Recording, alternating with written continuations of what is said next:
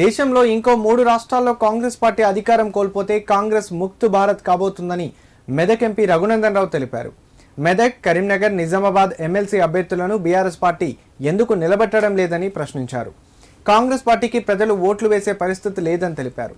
BJP పార్టీకి 2 ఎమ్మెల్సీలను గెలిపించుకునే అవకాశం వచ్చిందన్నారు. సిద్దిపేట జిల్లా బీజేపీ కార్యాలయంలో బీజేపీ మెదక్ ఎమ్మెల్సీ పట్టభద్రుల అభ్యర్థి అంజిరెడ్డి సన్నాహక సమావేశంలో మెదక్ ఎంపీ రఘునందన్ రావు పాల్గొన్నారు. ఈ సందర్భంగా ఆయన మీడియాతో మాట్లాడారు.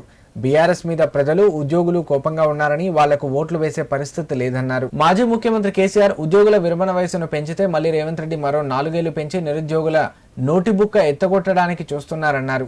ఉద్యోగులకు రిటైర్మెంట్ బెనిఫిట్స్ ఇవ్వవలసి వస్తుందని సీఎం ఈ విధంగా చేస్తున్నారని విమర్శించారు. ఫిబ్రవరి 27వ తారీఖున జరగనున్న శాసన మండలి ఎన్నికలు మనం అదృష్టవంతులం 2 ఓట్లు వేసేందుకు అవకాశం ఉంది.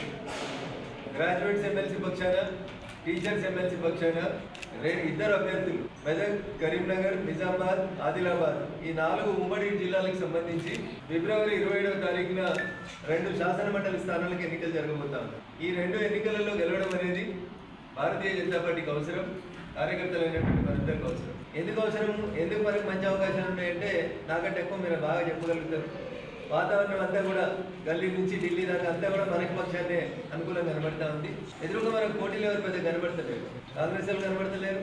కాంగ్రెస్ వాళ్ళు వచ్చినా జనం ఓట్లు వేసినట్టు కనబడతలేరు. టీఆర్ఎస్ ఎప్పుడైతే బీఆర్ఎస్ అయిందో బీఆర్ఎస్కి ప్రజలు సిఆర్ఎస్ ఇచ్చారు. అరే వాళ్ళ సొంత జిల్లా కదా ఇది. కరీంనగర్ పోతే ఏం చెప్తాడు కేసీఆర్? తెలంగాణ ఉద్యమానికి ఊపిరి పోసింది కరీంనగర్ అంటాడు. పుట్టి నీళ్ళైన మెదక్ జిల్లాలో దిక్కులేదు, ఊపిరి పోసిన కరీంనగర్లో దిక్కులేదు. మొత్తం ఉత్తర తెలంగాణ అంతా మేమే ఇట్లా ఊపుతాం, నా బిడ్డ నిజామాబాద్ ఎంపీ ఉంటే మొన్నదాకా అంటారు. మరి ఏమైంది క్యాండిడేట్ ఎందుకు పెడతలేరు అంటే వాళ్ళకి తెలుసు. మెదక్ పార్లమెంట్ ఎన్నికలలో ఎట్లయితే 3వ స్థానానికి పరిమితమై తలకాయలు ఏడబెట్టుకోవాలని అర్థం కానటువంటి పరిస్థితులలోకి ప్రజలు నెట్టినరో, ఇలా చదువుకున్న వాళ్ళు, సమాజం, డాక్టర్లు, లాయర్లు, టీచర్లు, వకీల్ సాబ్లు, గ్రాడ్యుయేట్స్ అంతా, నిరుద్యోగ యువత అంతా కూడా టీఆర్ఎస్ పార్టీ మీద కోపంతో ఉన్నారు. టీఆర్ఎస్ పోటీ చేస్తే 3వ స్థానం తప్ప మళ్ళీ ఇంకో స్థానం కనబడదాలి.